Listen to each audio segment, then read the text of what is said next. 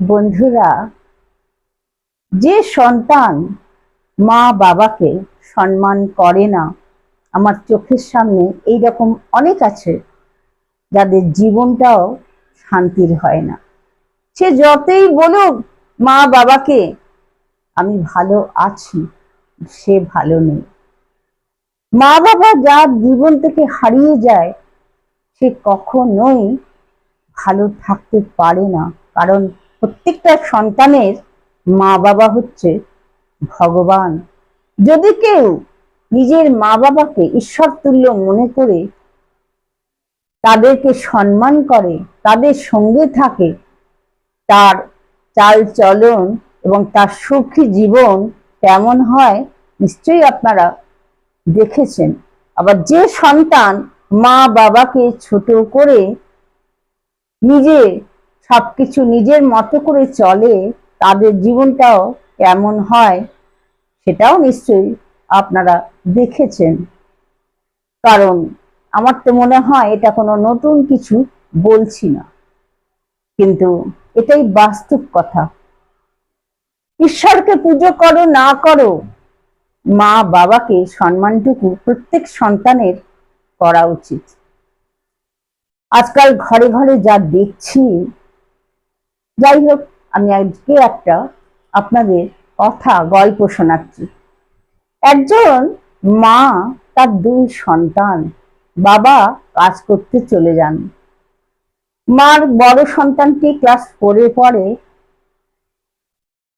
ছোট্ট একটুখানি, আর একটা 8 মাসের বাচ্চা, সে হচ্ছে মেয়ের সন্তান। মা একা সামলে উঠতে পারে না পুরো সংসারটা। সে এদিক ওদিক ঘর অগোছালো হলেই ক্লাস 4-এর ওই বাচ্চাটিকে বলেন, ওরে যা ঘরটা একটু গুছিয়ে দে, ওরে আলনায় কাপড়টা ঝুলছে একটু ঠিক করে রেখে দে, আমি বাসনটা মেজে দিলাম, বাসনটা একটু তুলে রাখ। ছেলে করে, প্রত্যেক দিনের কাজ ছেলে করে।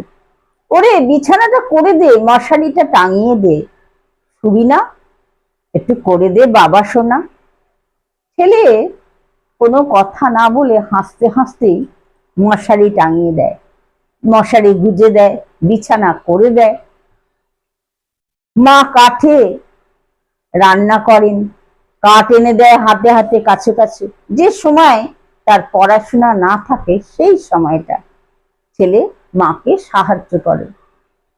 একদিন মা কাঠের জালে রান্না করছে, তো ছেলে খেলা করছে পাশে, যে ওরে আমার তরকারিটা অর্ধেকটা হয়েছে, এই সময় তরকারিটাকে আমি কষছি, আমি এদিক ওদিক যদি যাই তাহলে আমার তরকারিটা জ্বলে যাবে। কাঠের আগুন কতটা সাংঘাতিক হয় আপনারা তো জানেনই। সেই ছেলেটিকে মা বলছে, ওরে দুটো কাঠ এনে দে বাবা। ছেলেটি বলে, মা আমি আজকে তোমাকে কোনো সাহায্য করতে পারবো না। তখন মা বলে, কি হলো তোর, তুই এতদিন করে আসছিস, বলি না করলে আমি ওই ছোট্ট মেয়েটাকে সামলে, সংসার সামলে, সমস্ত কিছু করে এত কাজ একা হাতে করবো কি করে বাবা? ছেলেটি বলে, তার জন্য যে আমার শর্ত আছে। তখন মা বলে, কি শর্ত বাবা? শর্তটা পরে শুনবো, তুই আগে কাঠটা এনে দে, আমার তরকারিটা জ্বলে যাবে। না, আগে বলো শর্তটা শুনবে। বলে, এখন শোনার সময় নেই রে বাবা, আমি পরে শুনবো। তখন সেই ছেলেটি বলে, না মা, তোমার তো শুনতেই হবে, এমন যে ছেলে ধরেছে। মা তখন অগত্যায় হেরে গিয়ে তরকারিটা নাবিয়ে, আচ্ছা বল কি শর্ত? ছেলেটা তখন পকেট থেকে একটা লেখা কাগজ মাকে এনে দিয়ে বলে, মা নাও, এটা তোমাকে করতে হবে। বলে, ওরে তোর বাবা আসবে, বনু শুয়ে আছে, আমার রান্না করতে হবে, এই কাগজটা পরে পড়লেও তো হবে। না মা, তোমার এখনই পড়তে হবে। কাগজটা পড়ে দেখে ওতে ছেলেটি লিখেছে, প্রত্যেকদিন মশারি টাঙাই, তার জন্য 40 টাকা, মশারিটা গুঁজি, তার জন্য 20 টাকা, তোমার হাতে হাতে কাজ করি, তার জন্য 30 টাকা, তোমার ঘর গুছিয়ে দিই, তার জন্য 50 টাকা, বনুকে কোলে নিয়ে নিয়ে মাঝে মাঝে আমার ঘুরতে হয়, দেখাশোনা করতে হয়, তার জন্য 50 টাকা, তোমার হাতে হাতে যখন যেটা চাও তখন সেটা এনে দিতে হয়, তার জন্য 20 টাকা। মা পড়ল, পড়ে নিয়ে খুব দুঃখে দুঃখ মন করে বলল, ঠিক আছে, তুই কাঠটা আন, আমি তো পড়লাম, আমি কাঠটা দিয়ে জ্বালাই, তারপর তোকে আমি এই টাকার হিসাবটা দিয়ে দিচ্ছি। খুব খুশি ছেলে, তখন মা পড়েছে, মাসে এত টাকা দিতে হবে ছেলেটাকে। কাঠটা তখন দৌড়ে গিয়ে ছেলেটা এনে দিল, আবার আগুন জ্বালালো, কাঠের উনুন, তরকারি চাপালো। মা চাপিয়ে নিয়ে বলছে, তরকারিটা কষছে আর বলছে, বাবা তবে শোন, যখন তুই পেটে ধরেছিলাম তোকে, তখন সে কি কষ্ট আমার শরীরে, পেটে কি অসহ্য একটা কষ্ট, দিনের পর দিন 10 মাস 10 দিন কষ্ট করেছি, এবং পেটে ধরার পর প্রসব করার যন্ত্রণা, তুই যখন বেরোলি কি কষ্ট, তারপরে কত দিন কষ্ট করেছি, তার তো আমি 1 টাকাও নিইনি তোর কাছে। এই আমার শরীরের দুধ তুই খেয়েছিস, তারও তো আমি 1 টাকাও তোর কাছে চাইনি। ধীরে ধীরে বড় হলি, হাঁটতে চলতে গেলে পড়ে যাস, দৌড়ে গিয়ে ধরে তোকে তোলে হাঁটানো শিখিয়েছি। সারা রাত প্রস্রাব করিস বিছানায়, আমি কাঁথা পাল্টে পাল্টে দিই, তাকিয়ে থাকি তোর দিকে, জ্বর হলে সারাটা রাত, জ্বর কমলো না তো, বাড়লো না তো, তারও তো পয়সা কোনোদিন চাইনি তোর কাছে। কখনো কখনো তুই দুষ্টুমি করেছিস, জিনিস ভেঙেছিস, তারও তো কোনো সময় পয়সা চাইনি আমি। আবার বড় হলি, তোকে পড়াশোনা আমি নিজে বসে থেকে করিয়েছি, তাও তো আমি পয়সা চাইনি তোর কাছে।